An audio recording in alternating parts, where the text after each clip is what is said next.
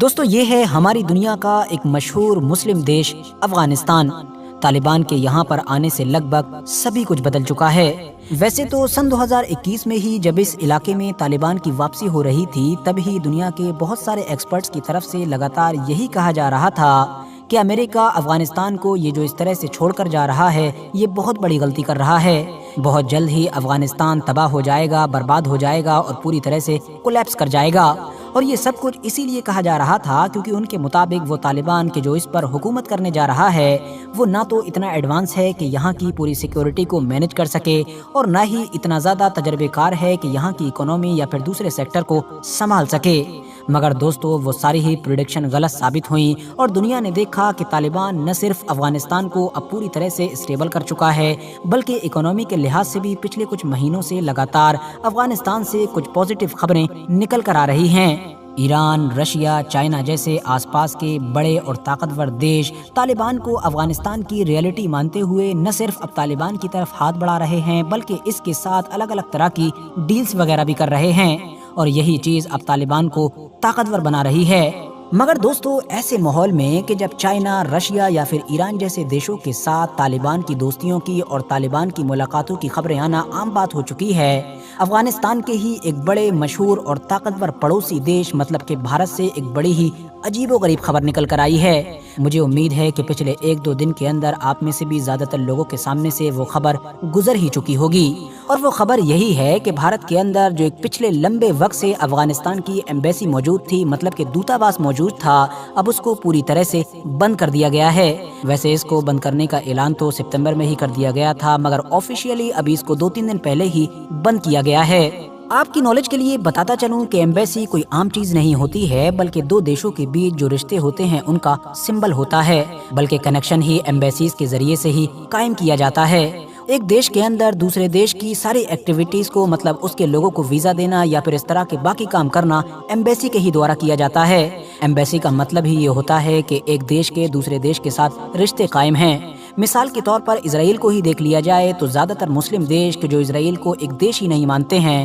تو ظاہر ہے ان کے یہاں پر ان کی ایمبیسی بھی نہیں ہے۔ یہی وجہ ہے کہ جیسے ہی بھارت میں موجود افغانستان کی ایتہاسک ایمبیسی کو بند کیا گیا ویسے ہی دنیا بھر کے میڈیا میں کافی ہنگامہ دکھائی دیا۔ اکثر لوگ کنفیوز دکھائی دیے اور ہر کسی کے دماغ میں یہی سوال آیا کہ آخر بھارت طالبان اور افغانستان کے ساتھ چاہتا کیا ہے؟ کیا بھارت دیش کے جو آلریڈی امریکہ اور باقی یورپین دیشوں کی طرح طالبان کو مانیتا نہیں دیتا ہے وہ اب طالبان پر اور بھی زیادہ سختی کرنے جا رہا ہے، یا پھر یہ پوری طریقے سے کوئی اور معاملہ ہے اور یہ صرف اور صرف دکھاوا ہے اور اندر ہی اندر کچھ اور ہی چل رہا ہے؟ تو دوستو اس معاملے کو پوری طرح سے سمجھنے کے لیے ہم کو ذرا اتہاس میں تھوڑا پیچھے چلنا ہوگا۔ RH نیٹ ورک کے نالجبل فرینڈز انڈیا اور افغانستان کے ریلیشن اگر ہسٹوریکلی دیکھا جائے تو کافی ٹھیک ٹھاک رہے ہیں، مگر 1996 میں کہ جب طالبان کی گورنمنٹ افغانستان کے اندر آئی تھی تب اچانک سے انڈیا اور افغانستان کے ریلیشن پوری طریقے سے ڈاؤن ہو گئے تھے۔ مگر آگے کا اتہاس جیسا کہ ہم سبھی لوگ جانتے ہیں کہ پھر امریکہ میں 9/11 ہوا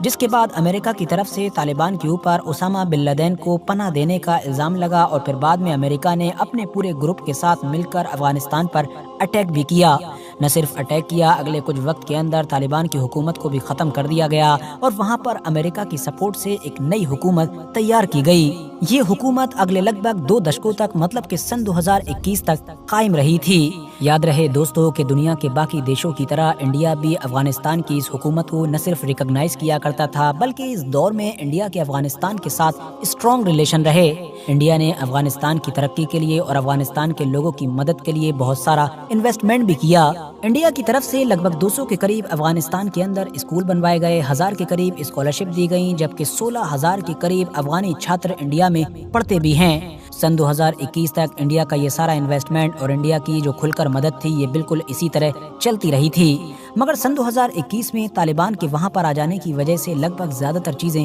بدل چکی ہیں۔ حالانکہ سن 2021 کے بعد بھی دوسرے یورپین دیشوں کی طرح یا امریکہ کی طرح انڈیا کے جو رشتے ہیں وہ افغانستان کے ساتھ پوری طرح سے کٹ نہیں ہوئے، بلکہ ابھی بھی جو مدد وغیرہ ہوتی ہے وہ افغانستان میں انڈیا کی طرف سے جاتی رہتی ہے۔ مگر ظاہر ہے دنیا کے دوسرے زیادہ تر دیشوں کی طرح انڈیا بھی افغانستان کے اندر جو طالبان کی حکومت ہے اس کو مانیتا نہیں دیتا ہے اور اس کو ریکگنائز نہیں کرتا ہے۔ हालांकि इंडिया इशारों इशारों में ये बात भी कह चुका है कि हम ज़मीनी हकीकत से पूरी तरह से वाकिफ हैं, और शायद यही वजह है कि इंडिया ने तालिबान के आ जाने के बाद उसको रिकॉग्नाइज भले ही ना किया हो, लेकिन अपने लोगों को वहाँ पर ज़रूर भेज रखा है जो तकनीकी तौर पर नेटवर्क कायम रखते हैं, मतलब कि कामकाज करते रहते हैं। मगर दोस्तों, जब से ही अफगानिस्तान में तालिबान की हुकूमत वापस आई थी, तब से ही दिल्ली में मौजूद अफगानिस्तान का जो दूतावास था उसके अंदर अफरा तफरी का माहौल रहने लगा था। मतलब अंदर ही अंदर वो लोग आपस में ही इख्तिलाफ का शिकार होने लगे थे। वजह ये थी कि तालिबान से पहले अफगानिस्तान में अमेरिका के सपोर्ट से जो हुकूमत चला करती थी उसके राष्ट्रपति थे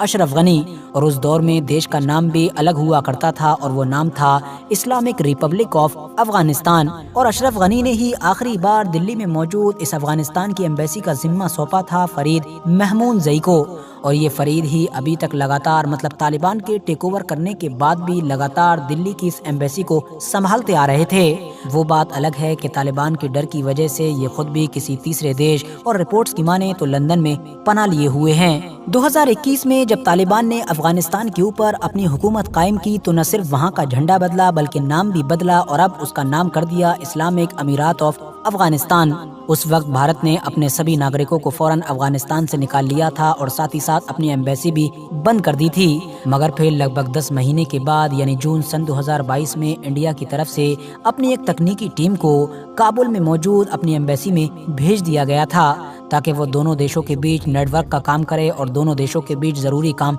चलते रहें। जाहिर है दोस्तों, ये अंदर ही अंदर इंडिया की तरफ से एक बड़ा इशारा था। दूसरी तरफ दिल्ली में जो अफगानिस्तान की एम्बेसी थी वो भी फरीद महमूद जई के अंडर में ही लगातार काम करती रही। मगर जब इसी साल ही तालिबानी गवर्नमेंट की तरफ से दिल्ली की इस एम्बेसी में कादिर शाह नाम के अपने एक बंदे को भेजा गया ताकि उसको अब नई तरीके से इस एम्बेसी की जिम्मेदारी दी जाए, तो खुद अफगानिस्तानी एम्बेसी ने मतलब अफगानिस्तानी दूतावास ने उसको कबूल करने से इनकार कर दिया, बल्कि एम्बेसी के बाहर का रास्ता दिखा दिया। और ये सब कुछ इसलिए हो रहा था क्योंकि दिल्ली की एम्बेसी में जितने भी लोग मौजूद थे वो ज्यादातर वही लोग थे कि जो तालिबान के वफादार नहीं बल्कि अफगानिस्तान की पुरानी हुकूमत के वफादार थे। याद रहे दोस्तों कि जैसा कि मैंने आपको पहले ही बताया कि इस एम्बेसी को तो कंट्रोल भी वही इंसान कर रहा था कि जिसको पिछली हुकूमत में चुना गया था। साथ ही साथ ये एम्बेसी पुराने अफगानिस्तान मतलब इस्लामिक स्टेट ऑफ अफगानिस्तान को रिप्रेजेंट कर रही थी, न कि नई हुकूमत मतलब के इस्लामिक अमीरात ऑफ अफगानिस्तान को रिप्रेजेंट कर रही थी। इस तरह से अब ये दूतावास अंदरूनी तौर पर दो टुकड़ों में बंट चुका था। एक तरफ वो लोग थे कि जो पुरानी हुकूमत के वफादार थे और दूसरी तरफ वो लोग थे कि जो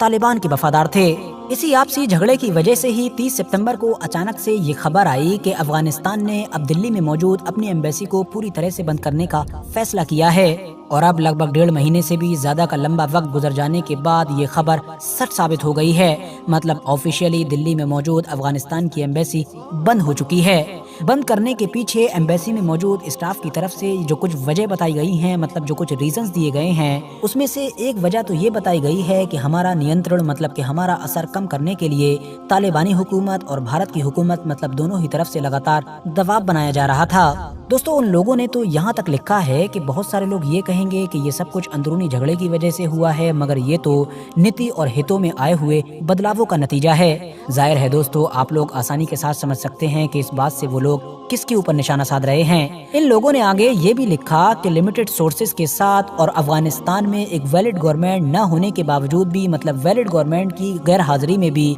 हम लोगों ने अपने अफगानी लोगों के भले के लिए बहुत सारी कोशिशें की हैं। इन लोगों ने आगे ये भी लिखा कि लिमिटेड सोर्सेज के साथ और अफगानिस्तान में वैलिड गवर्नमेंट न होने के बावजूद भी मतलब कि एक वैध गवर्नमेंट की गैर हाजिरी में भी हम लोगों ने अपने अफगानी लोगों की बेहतरी के लिए बहुत सारी कोशिशें की। दोस्तों, आप लोगों को सिर्फ इस बयान से ही मालूम चल चुका होगा कि ये जो एम्बेसी बंद हुई है ये दरअसल नई गवर्नमेंट तालिबान की नहीं बल्कि पुरानी गवर्नमेंट की वफादार थी। यही वजह थी कि इसको तालिबान से तो कोई मदद मिल ही नहीं रही थी, तालिबानी हुकूमत तो इसके साथ कोई कोऑपरेशन कर ही नहीं रही थी, मगर दूसरी तरफ इंडिया भी लगातार हाथ पीछे खींचता जा रहा था। वो इसलिए कि इंडिया देश तालिबान को रिकॉग्नाइज करे या ना करे ये तो एक अलग मुद्दा है, लेकिन ये एक फैक्ट है कि अफगानिस्तान के अंदर अब तालिबान है और वो हुकूमत नहीं है कि जिसको ये एम्बेसी रिप्रेजेंट करती है और जिसके बिठाए हुए लोग ही आज तक इस एम्बेसी के अंदर मौजूद हैं। इंडिया ने पुरानी हुकूमत की तरफ से बैठाए गए गए स्टाफ के वीज़ा भी इशू करना बंद कर दिए थे, जिसकी वजह से एक एक करके चाहते हुए भी या ना चाहते हुए भी उन सारे लोगों को इंडिया को छोड़ना पड़ा। और आज की कंडीशन ये है कि इंडिया के अंदर पुरानी हुकूमत का चुना गया कोई भी बंदा मौजूद नहीं है। जितने भी अफगानिस्तान की राजनीति से जुड़े हुए लोग यहाँ पर मौजूद हैं वो सारे के सारे तालिबानी हुकूमत के हैं, यानी ये लोग तालिबान के वफादार हैं। और यही वो लोग हैं कि जो कभी कभी नियम के अनुसार हम लोगों को ऑनलाइन मीटिंग वगैरह में भी नजर आते हैं। तो दोस्तों, ये थी अफगानिस्तान एम्बेसी से जुड़ी उस खबर की सच्चाई कि जो पिछले 2-3 दिन से लगातार हर जगह पर गर्दिश कर रही है। दोस्तों, कमेंट्स बॉक्स में अपनी राय जरूर दें कि आखिर आपको क्या लगता है कि फ्यूचर में इंडिया और अफगानिस्तान की नई हुकूमत तालिबान के रिश्ते कैसे होंगे? क्या इनमें कोई बदलाव आएगा भी या फिर बिल्कुल ऐसा ही चलता रहेगा जैसा आजकल अंदर ही अंदर सब कुछ चलता रहता है? फिलहाल आज की अपनी वीडियो को हम यहीं पर ख़त्म करते हैं। वीडियो पसंद आने पर न सिर्फ वीडियो को लाइक करें बल्कि अपने फ्रेंड्स के साथ भी ज़रूर शेयर करें। और इसी तरह की नॉलेजेबल और हिस्टोरिकल वीडियोस हमेशा देखने के लिए हमारे इस चैनल को सब्सक्राइब करने के साथ साथ बेल आइकन को भी ज़रूर प्रेस करें।